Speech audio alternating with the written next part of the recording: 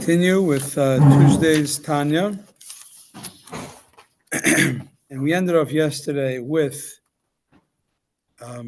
big questions on the passage, the opening passage of the Zohar, where it talks about, it sounds like you compare the study of Torah, of the Halacha, and the Talmud, you compare it to the tree of knowledge of good and bad. There's good and bad there.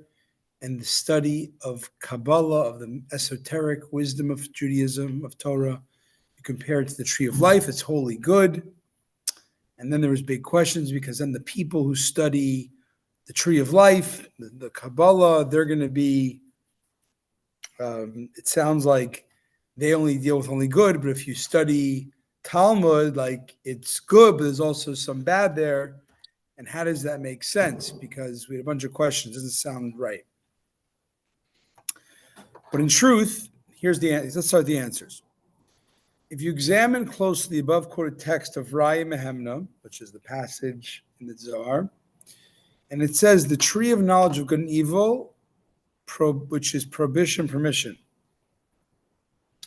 It doesn't say that the teachings, it doesn't say the Torah's Isservet, the teachings are forbidden and permitted, or the Hilchos Isservet, the laws are forbidden and permitted, which would suggest that the study of those laws have some bad in them also. Rather, it means to say the actual thing which is prohibited, it's the Torah study about stuff that is prohibited or permitted. That stuff that the Torah is referring to, that is the topic in that of the halacha or the Talmud. The stuff is the tree of good and evil, which is klipas noga. Klipas noga is the translucent klipa, where there's a little good, but there is a barrier, although it is directable towards good. Right? This, in fact, is the root of the word asur, which means forbidden. That the klipa hovers over the forbidden thing so that it cannot rise aloft to holiness like that which is mutar.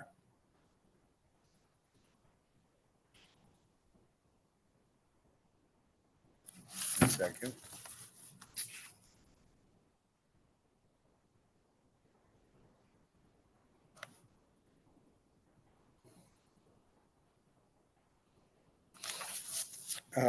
Okay.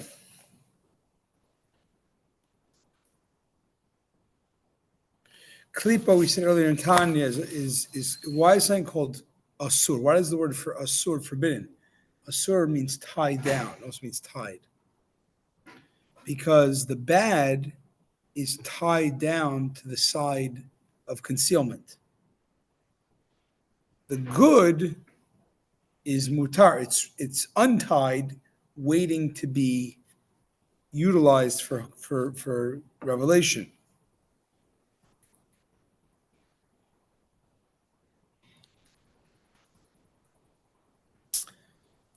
Right. And therefore, the mutar meaning the released, untied, it's able, the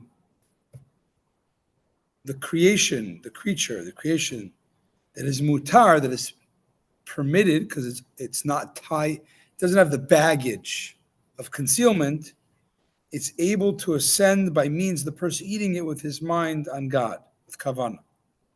That should have strength. The gam bistam, and this applies even when he has no specific intent, so it's still untied, the mutar, the permitted thing, with any person who serves God, who studies Torah and prays to God with the energy derived from this eating. Oh, man. Very interesting.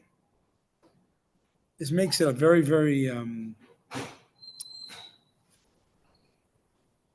So the letters of Torah The letters of Torah and the prayer which is sent to God are formed of energy distilled from that food. It's saying you don't have to be some great, intentionalist. If you are doing Torah mitzvahs, then by default, the food, the kosher food you eat, is the fuel that is powering that Torah mitzvahs. But isn't the mitzvahs and the Torah powering it too? I'm sorry? Isn't the mitzvahs and Torah powering it too? How does a body have, I'm sorry, I'm just myself.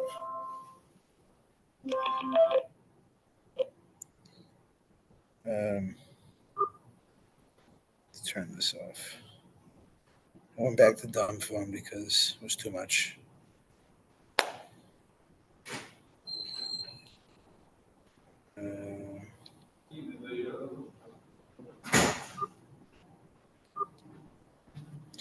All right, let's see.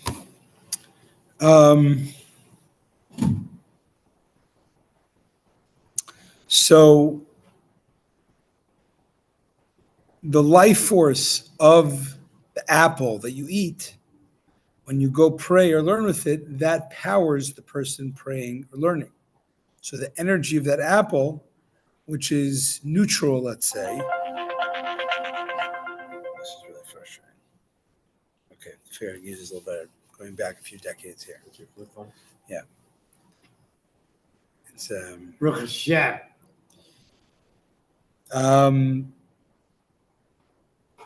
so Apple. the apple is it's ready to go energy that if you go use it to do a mitzvah, you connected that energy and revealed it to be a revelation of Hashem. Wow. If someone ate, let's say, an unkosher piece of meat and then did a mitzvah, so you could say, well, it's not good that they had kosher, but it did give them life to go do the mitzvah. It says, no, that energy is tainted energy, that it will never be redeemable. It's not meant to be utilized for mitzvahs. It's meant to be stayed away from. Anyways, this is so during the week, that the food eaten has to be, in order to elevate the food energy, you must go do a mitzvah with it. Okay? Mm-hmm. But on Shabbos, the Klipat Noga itself is elevated together with the external aspect of all the worlds. It's called Aliyat Ha'olamot. The worlds are elevated to a higher realm where we don't work, right? Because it's a more, the world's actually, you're getting a little bit of a revelation of the higher worlds. I don't know, Atzilus or something, Mm-hmm. But on the Shabbos, I said the Klipas Nogas. I mean, even the basic, the default mode of this world, which is Klipat Noga, if not, it goes of negative Klipat Tmeos. Klipas Tmeos. But at the very best, the default is Klipas Noga. But on Shabbos, since everything is elevated, so it's a mitzvah to eat all kinds of pleasurable things on Shabbos for the sake of delighting the Shabbos, Right. irrespective if you go pray with it. Very interesting. And to partake of more meat and wine than usual.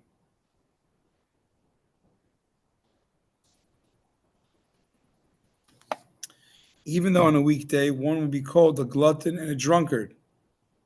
Right. Eating meat and wine. Back in those days, meat and wine on Shabbos was like the best you could hope for. If you're eating it every day, you were a glutton. But anyways,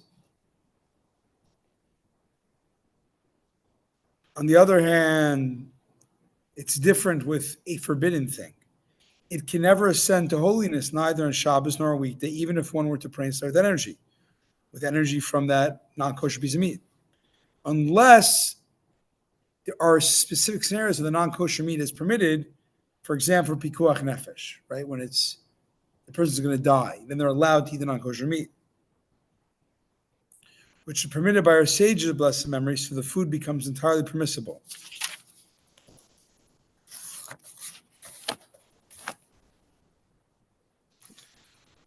There's a funny story. Chassidim, in Russia would risk their lives in jail to subsist on almost no food, to not eat the non-kosher meat. Wow. But they're allowed to eat the non-kosher meat. It's pikuach nefesh. We say it's permitted. So it's actually a halachic debate. Like, are you allowed to endanger yourself to be holier than required? In that regard. It's not so simple. It could be suicide. I mean, sort of. Yeah, it's a sin. So it's a debate. But the Chassidim typically were very willing to. So Mendel Futterfass he's like an iconic Russian chassid. Was in the Gulag for like many years. And one time there was a questionable, not kosher fish or something. He wasn't sure. And he was thinking that should I eat it or not? I'm allowed to eat it, and if I don't, it's just like being pretentious. I'm so holy, And anyway, something he said that he remembered the Alter Rebbe didn't eat the non kosher thing, even though it was endangering his life. The Alter Rebbe is a tzaddik. I'm no tzaddik. Me, I'm just pretentious. If anybody's pretentious, I won't eat anyway. If anybody's a fake, I'll fake this. So it was something like it was a funny way of justifying his taking a very strict approach with himself. Anyways, but the bottom line is, in case of life in danger, you're allowed to eat non-kosher meat. By the way, and then it's required. Right. That's the thing. That's my point. I'm trying to I'm pointing like. If you want to, I'll bet you he talks about it here. By the way, Rabbi, when I said sin, it's a sin to do suicide. That's all I said. Right, exactly. I don't even know.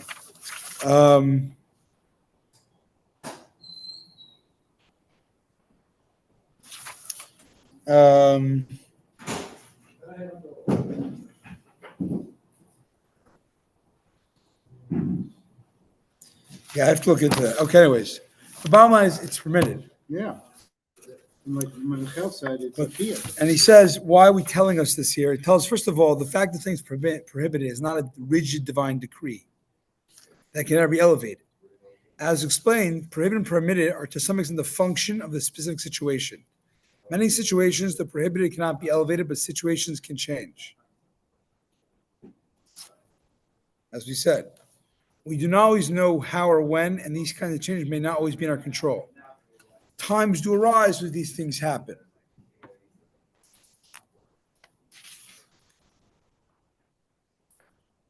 I'm losing the relationship to the main point.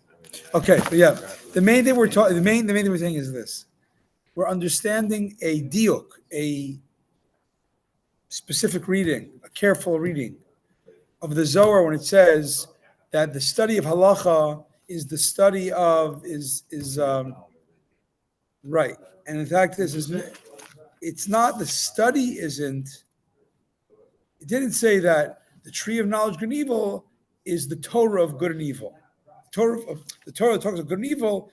No, it said the Torah the Torah about the tree of knowledge of good and evil, about the things. That's all they're saying, and he just explained. So that's good. That means that we're going to get to the point that the Torah is always.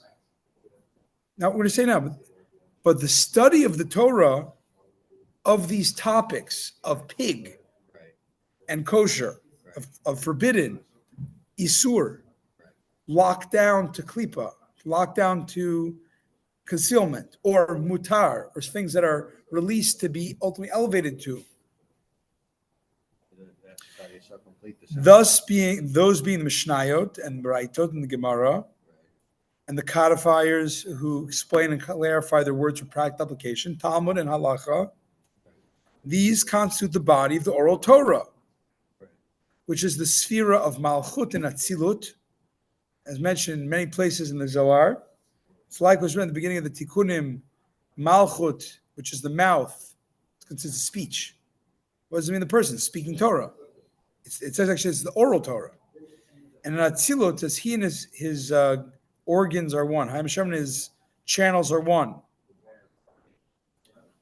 That is, the infinite Ein Sof light unites itself in Atzilut in absolute nth unity, so that he and his will and wisdom vest in his speech, which is called Malchut, are entirely one.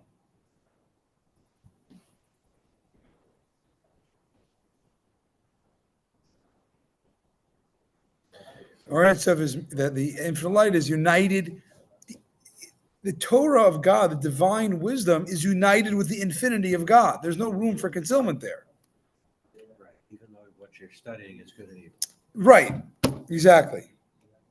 This indivisible level of divinity can thus not be described in compound terms as a tree of knowledge of good and evil. And the laws of the oral Torah and halacha, which relate to the sphere of Malchut and Atzilut, are the same thing. The Kabbalah is very clear elsewhere. This is pure divinity. So somebody was trying to say Torah study is bad Hasidus. If you read it at a very surface level, it sounds like Kabbalah, good, Kabbalah, halacha, some good, some bad. So he's clarifying to the opponents all good. of Hasidim that yet no, we agree that it's all good. Exactly. No one in It's not the same exact. Now, there is a differentiation we're going to get to, Right. but it's all in the realm of pure godliness. Amen. That's where we end today.